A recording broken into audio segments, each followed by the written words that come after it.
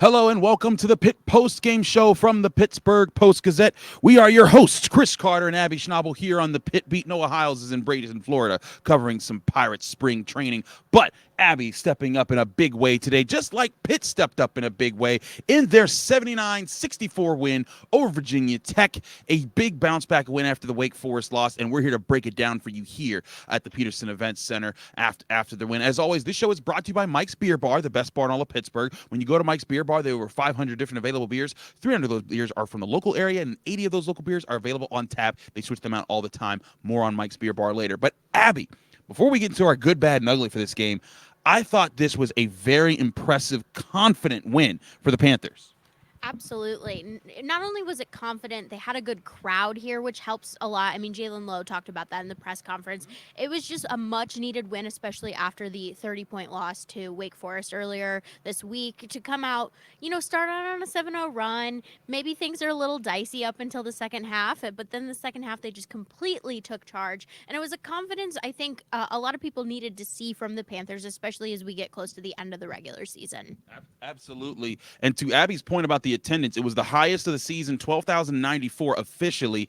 It was the first game they've hit 12,000 in the year. The second straight game they've gotten 11,000. Third straight game they've gotten 10,000. The Pitt fans are showing up in a big way. But let's get to the good, bad, and the ugly.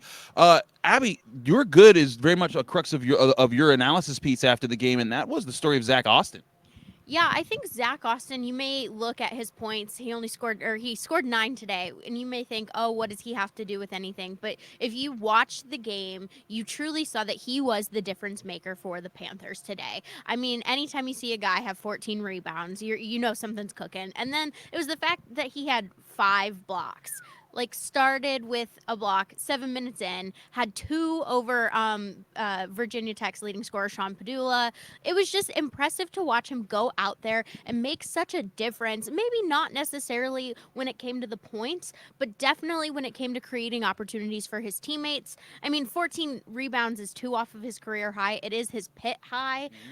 He set his career high at High Point. So it was just a dominant performance for him defensively, and then also just creating a lot of opportunities for teammates like Jalen Lowe, like Blake Henson. It was just he jumped out a lot. Absolutely, he certainly did. Great points by you all around. And Zack Austin, he was a big part of the second half defense for Pitt, and that keyed in what was the second half offense, which is my good, because Pitt's offense took flight. They hit an 18-0 run in around like the 15-minute mark was when they started it, and Virginia Tech had no answer after that. It was amazing, and it was keyed by the backcourt. Blake Hinson still led the team with 22 points, did his thing, but during that 18-0 run, he didn't have a single basket. It was either Bub Carrington, Jalen Lowe, Ishmael Leggett, or Guillermo Diaz-Graham off of an assist from one of the guards. And it was fantastic to see this offense flow in this game. You saw Jalen Lowe, who had another really good game. I thought he's been one of the best Panthers, but I think he's been one of the best ACC guards down the stretch this season. 18 points. He was all over the place. Like, he had 6 assists. That ties his career high for Pitt for a 4th time this season. Only 2 turnovers. And his defensive presence was also very helpful for the Panthers. Was very good with the ball. Controlled everything. Also, Ishmael Leggett, veteran presence at all times. Bub Carrington got into foul trouble early, and he was a big part of keeping the Panthers offense going while he was out. And then when Bub Carrington got back in the second half, he was another big boost. So their second half presence, you had I think you had a really good showing from a lot of different guys. Efficient shooting, 51% from the field, the highest they've had in ACC play. Really big showing from the Panthers there. But let's get to our bad. And we talked about the second half defense being good, but the first half defense, why wasn't it good, Abby? Yeah, it just was inconsistent. Part of it was Virginia Tech really making a lot of difficult shots, because I think when you look at the first half versus the second half is no matter what, they had difficult shots. But in the first half, they were going in. In the second half, they weren't, and they weren't able to take advantage of those opportunities. I mean, they're middle of the pack for both overall field goal percentage, but also 3-point percentage. And I don't want to get into your ugly. I'll save that. But, I mean, it was just the shot selection was better, and then when you look at it, Pitt just didn't really have an answer for Sean Padula, Yeah. and which is my bad from this is he scored 26 That's a points. lot. He averages 15.2. So first of all, you're letting him score over his average. Second of all, 14 of those were in the first half, and while 12 of them were in the second half. 8 of those were in the last 4.5, so it was kind of at that point the game was pretty much over because they had gotten up by 20. Right. But he was on the bench for a while, which Chris will get into here in a second, and it makes me wonder if he was able to be on the court, how much more would he have scored against the Panthers? Because he was they just couldn't defend against him. Everyone else they had no issue with, and that caused a lot of trouble in the first half specifically. That allowed Virginia Tech to keep it tied heading into half. Pitt led for the majority of the game. I mean, Yes. Virginia Tech only had a lead twice, and it was only by 2 points, and it was not for very long. So Pitt was dominant, but it was just the fact that Pitt couldn't get stops in the first half, which allowed Virginia Tech to have kind of like a little bit of hope heading into the second. And like you said, they wiped away that hope pretty quickly in the first. But their Pitt's defense just wasn't as gelled until we got into the second half. Absolutely. And that leads to my bad because a big reason for it being gelled was the foul trouble they got into. And Jeff Capel talked about that after the game. He talked about how the foul trouble, Bub Carrington got 2 fouls in the first 4 minutes. He's only played 5 minutes in the first half, and that forced Pitt to play a lot of rotations defending the perimeter that it normally didn't do. And that led to miscommunications and easy buckets on the inside for Virginia Tech. And that allowed them to shoot a really good rate in the first half. I think they shot 50% or close to 50% in the first half, but only 31% in the second half. That's really impressive of a turnaround. But the bad there being the foul trouble got them into this point. And Jeff Capel talked about how hey, in the second half, and also Jalen Lowe said this, is like we talked about when we're attacking, when we're getting off ball screens, we have to keep our hands up. We can't be reaching. We can't be putting ourselves in bad situations. And they were fortunate. Pitt was very fortunate to not be put in too bad of a situation in this game, Abby, because Bub Carrington had 4 fouls at the end of the game. I think Federico had 4 fouls at the end of the game. Federico. Oh, no, excuse me. Jalen Lowe had 4 fouls. Carrington had 4 fouls. Diaz Graham had 4 fouls. Federico had 3. Hinson had 3, and Leggett had 3. So everybody was in foul trouble by the end of this game. There are going to be games where that could cost you a loss, and this is not a point of the season they can afford to lose. And then the other point too is Virginia Tech was struggling with foul trouble as well, which Pitt got to take advantage of because not only was Padula in foul trouble, like I mentioned earlier, that put him on the bench, but so was Hunter Couture and Robbie Barron, which are 3 big pieces to this team, which allowed Pitt to, kind of take advantage of that. And it was interesting looking at the 2 strategies because while Bub Carrington had 2 early fouls, he was sat on the bench. Sean Padula had 2 early fouls. He was not sitting on the bench, which led to him getting into more foul trouble. And it was interesting looking at the 2 coaches' different approaches to that. And I loved when you asked Coach Mike Young about the fouls. I'm going to let you tell that story because that was just a dime. It was really funny because so Mike Young, I'm asking him just about questions about the game and the pace of everything, and then eventually he starts to say, it was a real shame that Jeff had to deal with all that foul trouble with Bub and with Blake Hinson and those guys, and you shouldn't have your best stars, being in foul trouble for things like that. And we had a few guys like that as well. So I follow up immediately. I'm like, so Mike, were you saying that the whistle was blown a little too quickly? And he was like, I didn't say that, you did.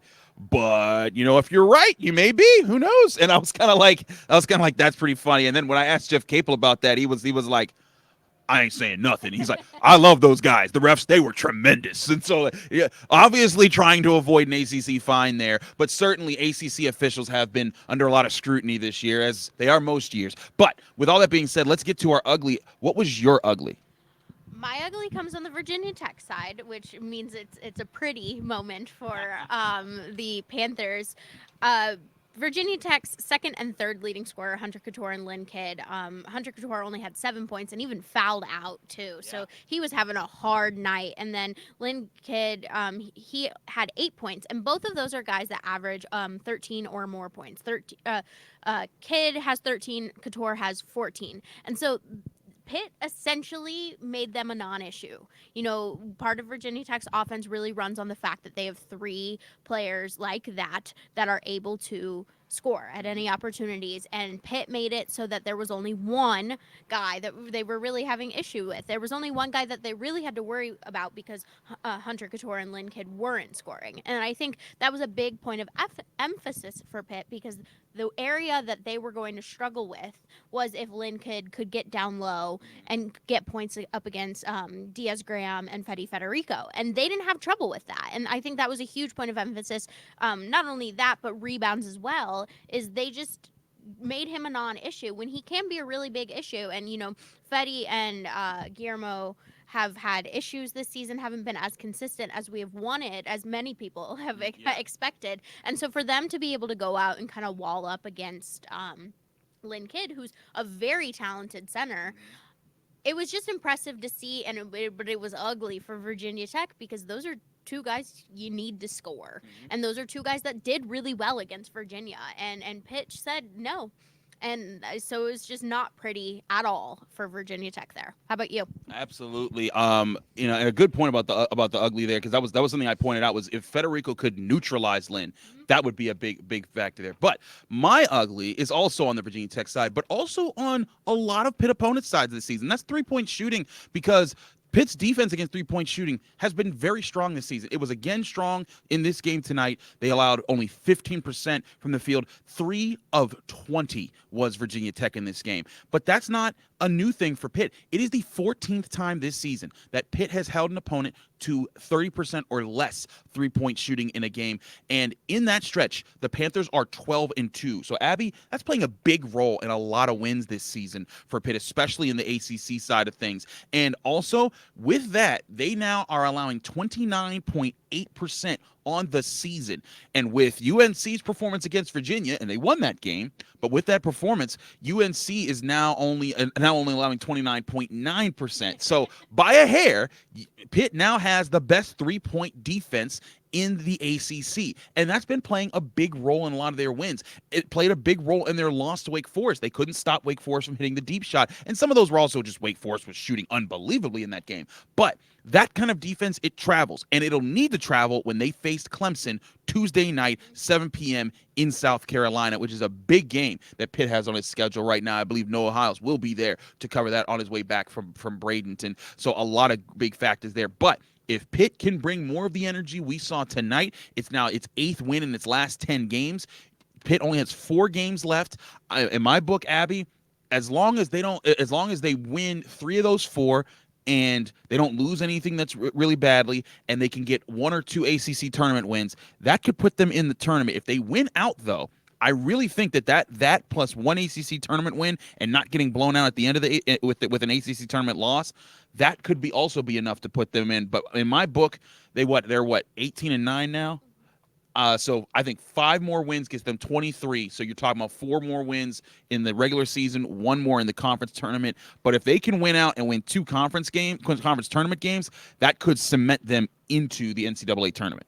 And it benefits them that they're playing Clemson on the road. They lost to Clemson when Clemson came here, 79-70. And 9 points isn't that big of a margin in the grand scheme of things. And Pitt took some time to gel. Pitt took some time to figure out its lumps. And they're playing better with, maybe the Wake Forest game being a little bit of a whoopsie.